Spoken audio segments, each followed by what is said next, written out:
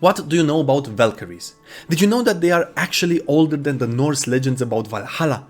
Did you know that they were always represented as women from noble families, or that one of them might have been a Norn or a Fate? Either way, why don't you stop by for a bit, learn more. I'm sure you'll find out things that you were not taught in school. So, let's talk about Valkyries. Hello, all you wonderful funky people, Funky Monkey here, welcome to today's episode. How are you? How's life treating you? I hope everything is going well with you.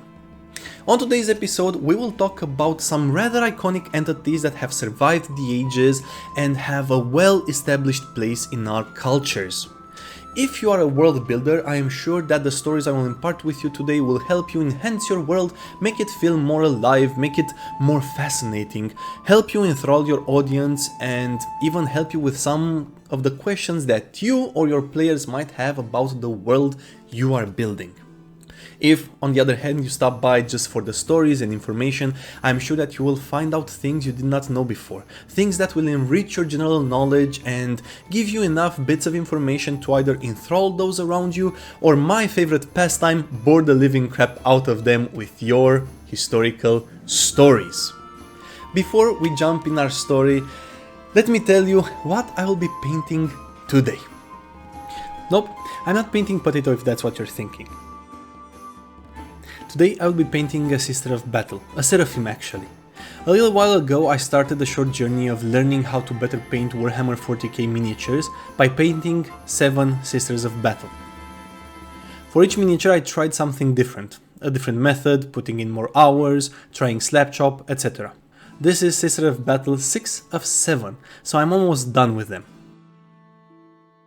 For this miniature I will go again with a standard color scheme, but I will try something interesting, at least for me. First off, I did the zenithal highlights with an airbrush.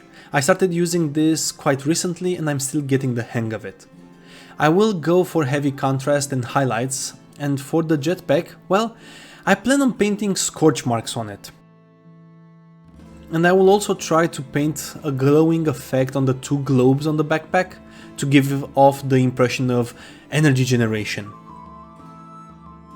To achieve this, I will use the airbrush and see how it goes. And as I promised, I'm painting the guns silver.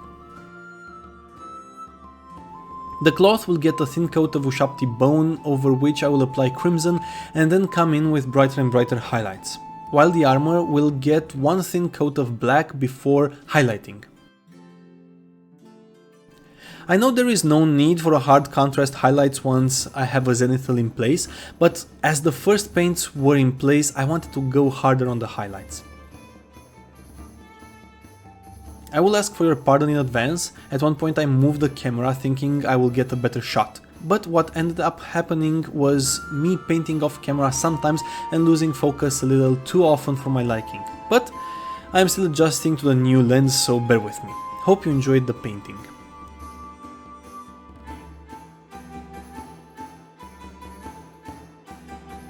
Okay, now that we introduced the miniature for today, let us go through the pre-story checklist, make sure we are actually ready to embark on this epic journey. I have some awesome coffee in my mug, I really need it this time, it's my fuel. Oh, well, something fell. I have some delicious tea in my mousse cup, and I have something for the soul and to loosen the tongue, and my assistants are around me. You might be actually able to hear them as they are quite hungry, or not quite hungry, but it's close to their feeding time. How about you? Do you have something tasty to drink on hand, get you in the mood for stories? Awesome, then I think it's time for a story. Let's start right off the gate with their names, as it is indicative of their roles. Their name, Valkyria, plural Valkyriur, is a compound word formed from Val, meaning dead body on a battlefield, and Kyria, meaning chooser. As I mentioned in the intro of the video, the word Valkyria is older than the legend of Valhall, or Valhalla as we call it nowadays, itself. Proof of the name and role being so old comes from the fact that the word has its origin in ancient Germanic languages. and can also be found in Old English, a language that is very closely related to Old Norse, as they both have the same origin. Like its Norse counterpart, the Old English word is a compound word as well, with the same two words as Valkyria, has the same root and has the same meaning. The Old English word is that of Valkyria, meaning chooser of the slain. Unfortunately, there aren't any mentions of what Valkyria roles was in Old English mythology, as the word was found in translations from Latin, especially as glosses or side notes, and it was used to describe a witch or a sorceress. For some context, the Anglo-Saxon people that settled in Britain in the 5th century brought with them the Germanic languages that later evolved into Old English several hundred years ago. Old English was spoken starting around the 7th century and up until the Norman conquest in 1066, when the language was replaced with Anglo-Norman, a form of French at least among the upper class.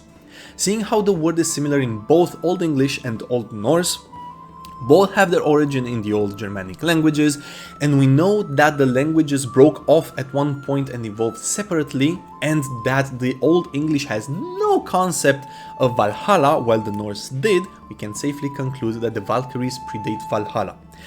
Which isn't much perhaps for you, but it is quite interesting and telling for us as to how old these entities are in European mythology, seeing how from the 5th century, so 401 CE onward, we can start talking about the branching off of the two languages. Moreover, in the earliest Old Norse sources, all of the dead go directly to hell, so there was no paradise initially, and Valhall was the name for the courts of noblemen and not Odin's hall. Valhalla is a religious construction that comes into being after centuries of contact with Christians between the 11th and 13th century and starts appearing in the Prose Edda. It is in essence heaven, but with a very strong Norse flavor. I will do a video on Valhall or the Hall of the Slain or Valhalla at one point, but that's another story for another time. I took this long detour so I can simply say that we don't really know what the initial role of the Valkyries was before they were linked to Odin and before Valhalla became the Norse paradise. Perhaps borrowing from other mythologies, they were those who ferried the dead to the afterlife. But I'm getting ahead of myself. Let's just say that we don't really know for now and just move on. There is a poem, Hrafnsmol, written around 900 CE by the Icelandic skald Thornbjörn Hornklofi that highlights the connection between Valkyries and ravens, the familiar birds of Odin. The poem describes a Valkyrie talking with a raven about the accomplishments of Harald Fairhair on the battlefield, one of the most prominent rulers, praising him, trying to find out where the raven found the battlefield so that she could also choose from among the slain on that battlefield. Valkyries and ravens have always been associated with battlefields by the Norse, but they weren't the only ones. There were other scavengers, such as the wolves, who were associated with battlefields and Odin, preying upon the fallen. Norse god Odin had, besides the raven familiars, wolf familiars. Perhaps these connections are indicative of the association that Valkyries slowly developed with Odin. Now let's talk about their appearance, as it is iconic. Almost always Valkyries are described as being blonde-haired women with fair skin. The fair skin was a hallmark of the upper class, especially in women, not only in Norse society but across the world. Because people of the higher class could afford servants and afforded to not work, they stayed indoors most of the times. They did not need to work outdoors, work the field and so on and so forth, so they did not get sunburned. Their skin was fairer than that of the ordinary individuals they employed, who had to break their backs in harsh conditions. The color of the hair was also a mark of nobility in Norse society, and there are several sources that highlight the social classification based on hair color. The best example, but not the only one, is the poem in the Poetic Edda, Rigstula. Another interesting aspect is that in the majority of sources, Valkyries are described as not really being interested in men, regardless of what pop culture might actually tell us. Having said that, there are a few moments when a Valkyrie would become especially interested in a hero or a great ruler, because that individual would be able, through their exploits, to help the Valkyrie further their mission of gathering the slain. In essence, the Valkyrie would encourage a hero or a ruler to go to war so that she could take more slain warriors to Valhalla. There is a story called Lotr, written in 1390, that explores this behavior in particular, where the Valkyrie called Gondul, most likely, told you she would be visiting, most likely the goddess Freya, was ordered by Odin to make 2 kings that each ruled over 20 kings become enemies and curse them so that after they fall, they keep on coming back and fighting endlessly unless a Christian missionary blesses them, and ends the curse. To better highlight their lack of interest in men, there are examples of stories in which a Valkyrie is punished by being forced to marry a man. This is the case of Brynhild or Sigrdrifa in the Volksungs. Although they are depicted in a very sexualized fashion in pop culture, they were never damsels in distress or objects of desire in Norse culture, or at least not how we understand objects of desire nowadays. They were Odin's corpse choosers. This is a perfect moment to take a look at this magnificent miniature and talk about it for a bit while I feed Mango and Potato, because they are wreaking havoc on my desk, and we'll come back and continue our stories about Valkyries. As you can see, I painted the cloth crimson and I applied the black wash with non-oil. Afterwards, I came in with crimson again, and now I'm using Fire Dragon Bright to add bright highlights. I'm applying this paint only on the raised parts of the cloth, leaving the recesses dark. I will finish this stage off by adding a dot of Kislev flesh on the most raised areas. I'm still learning this part, it's not as easy as it looks, at least for me, but I feel like I'm getting better and better at it.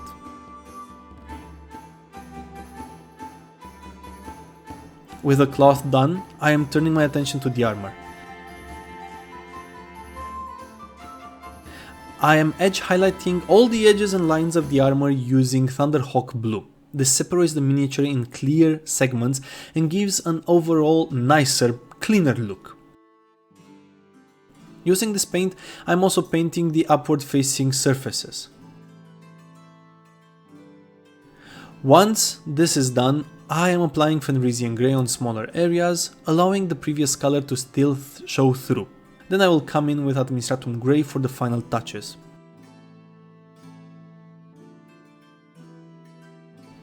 I do need to buy some new paintbrushes. The ones I have seen a lot over the years, and some of them are on their last bristles. Oh well.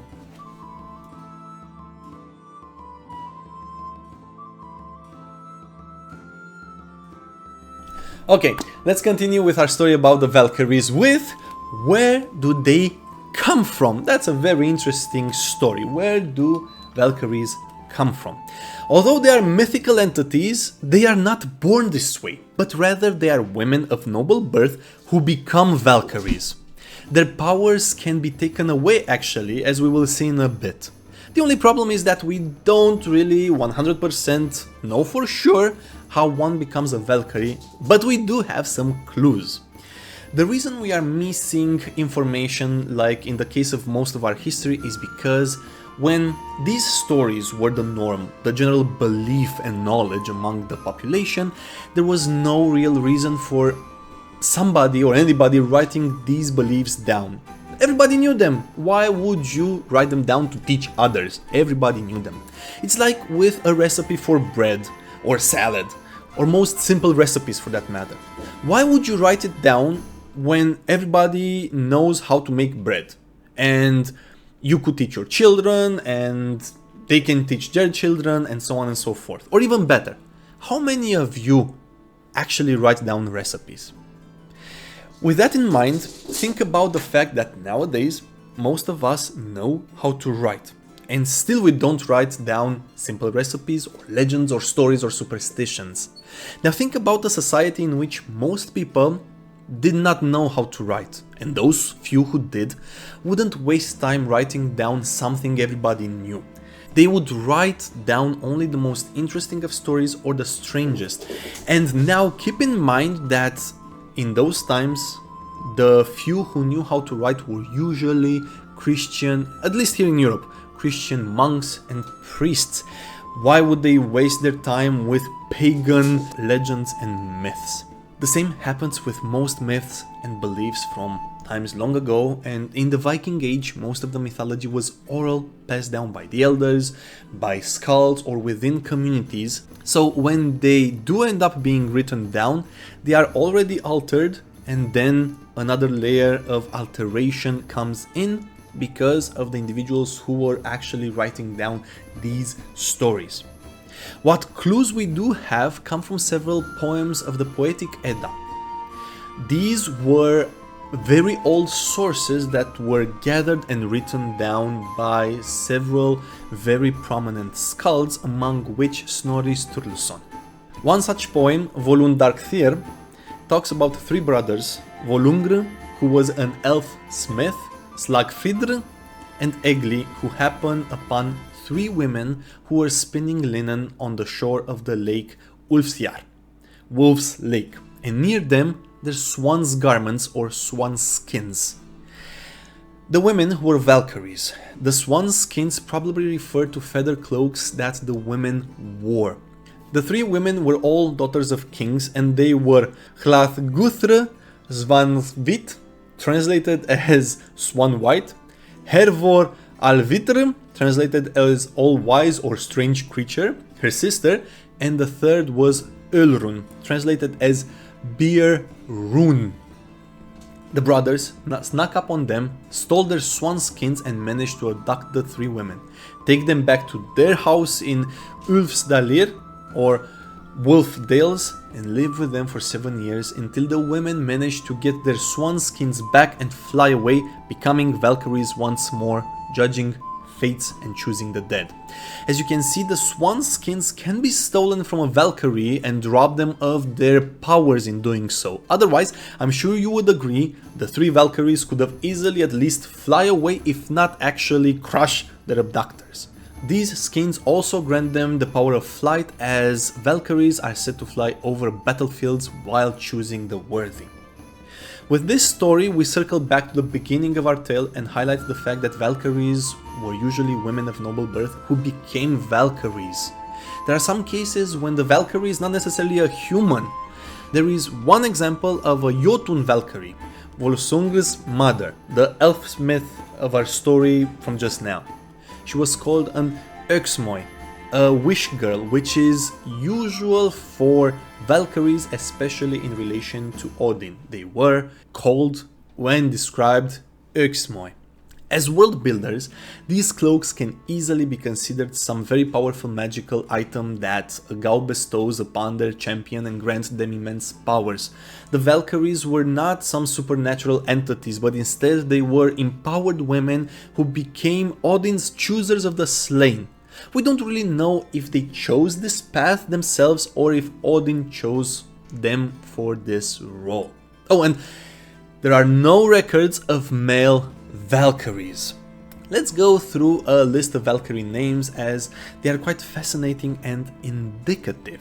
In the poem Grimnismol we have the following names: Hrist, meaning shake, Mist, meaning mist, Skegjold, X-Age, one of the ages that is part of the fierce winter before Ragnarok, so before the end of the world, Skogul, meaning projector or perhaps thrower, Hildr, meaning battle, Thrudr, supernatural strength, Hlok, the word that describes the cry of an eagle, Fjotr, war chain or war wife most likely, gol meaning noise, perhaps the noise on the battlefield, Gerskogul, spear projector or spear thrower, Ransgrithr, shield eager, Rothgrithr, advice eager, and Reginleif, divine survivor. In the Voluspa poem we have Skuld, necessity. She is one of the norms, the fates. Her sisters were Urthr and Verthandi. I spoke about them in a video dedicated to the Norns, so make sure you check that out if you're curious to find out more. Skogul, again projector or thrower probably. Gunr, meaning battle. Hildr, again battle. Gondul, the monstrous one or the magical one. And again Gerskogul, spear projector or spear thrower. Sorry. Although these Valkyries are mentioned and have stories woven around them, they are not the most renowned. The best known are mentioned in the Helgi poems, and they are Svova, the one who puts to sleep, but not in the sense of tucking somebody in, oh no, in the sense of bringing on the eternal sleep.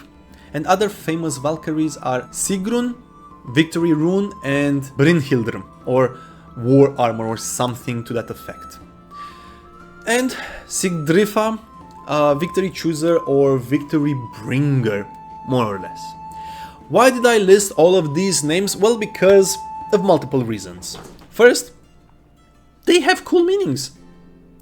Second, I'm giving you a list of names that you can use because I, as a world builder, am sometimes struggling to come up with names, especially weird ones. So here you go, we all have now lists of weird names. Third, as you can see, their names are always somehow associated with war battle weapons, especially the spear associated with Odin. And as a world builder, a cleric devoted to Odin has a spear as a favorite weapon and or divine weapon in the form of a spear. And because it also helps you when thinking about a god like Odin. What would the titles of their champions, their chosen, might be? There you go. You have a list of weird titles. And because these names might be attributes of goddesses of war or might be the description of the role the Valkyries played while in Odin's service, and lastly because they are weird sounding and I'm a bit of a masochist and like to re-record the same part over and over and over again, but that's just me, so don't take that into account. By the way, Gondul is also one of the names for the goddess Freya. Perhaps she was the chief among Valkyries. That would not be too far-fetched. Many gods and goddesses throughout history and across the world absorbed other lesser or more obscure deities and took over their portfolios. Okay, after that tongue-twisting list, let's take a look at the miniature. Recently I expanded my collection of silver paints and I started experimenting with them, so now I can talk about something other than Leadbelcher and Stormhost silver. I will see in time how I get along with these new paints, but thus far I'm really happy with how they apply and their coverage. First layer is dark steel from Vallejo, the Mecha Color series. Over it I will apply a coat of non-oil as I want quite dark recesses, and then I will apply a mid-tone of pure steel and highlight with light steel, both from Vallejo. As promised, I will paint the weapon silver using the same 3 shades of steel. I have to say I'm not a huge fan of the silver painted weapons. I can see their appeal, but I genuinely don't like them. For the scorch marks, I will start with Seraphim Sepia, wet my brush with it, wipe most of it off, and in a stippling fashion I will apply it to the middle of the exhaust pipes going down towards the bottom. It's easier if you imagine the middle of the exhaust pipe as being your top limit and then divide everything below that line in 3. The top part in our case is painted with sepia. This requires 2 or 3 coats. Then I will come in with Druki Violet and do the same thing, slightly overlapping the Seraphim Sepia above it and covering the middle segment. Finally, a very thin coat of Leviathan Blue contrast to finish off the lower third of the pipes.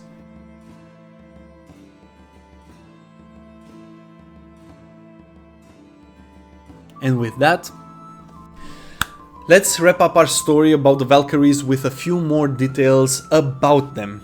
So, Valkyries rode horses, boars or wolves in battle, or when flying over battlefields, when they were dispatched by Odin to choose the worthy. They initially might have been demons of death that feasted on the slain or on the souls of the slain, like the Greek Keres, the Sisters of the Fates in Greek mythology. And now you can again see the correlation between the Fates and the Norns. So it's not too far-fetched that the Germanic people that came into contact with Greeks and with Romans took these entities, the Keres, and the Fates, and reimagined them to suit their own needs, their own style, their own beliefs. So we end up with entities that feast upon the slain or carry the souls of the slain to hell, where everybody went before Valhalla came into being. And you see that the Fates are also intertwined in this story, with Skuld being one of the Norns, one of the Norse Fates. And with the creation of the concept of Valhalla, a paradise for those worthy, the Valkyries had to also transform from demons of death to paragons of martial prowess, something that the Norse valued greatly. If you watched any of my videos surrounding mythology, you know that religion changes and evolves to meet the needs of the believers, not vice versa. This might be the case here as well.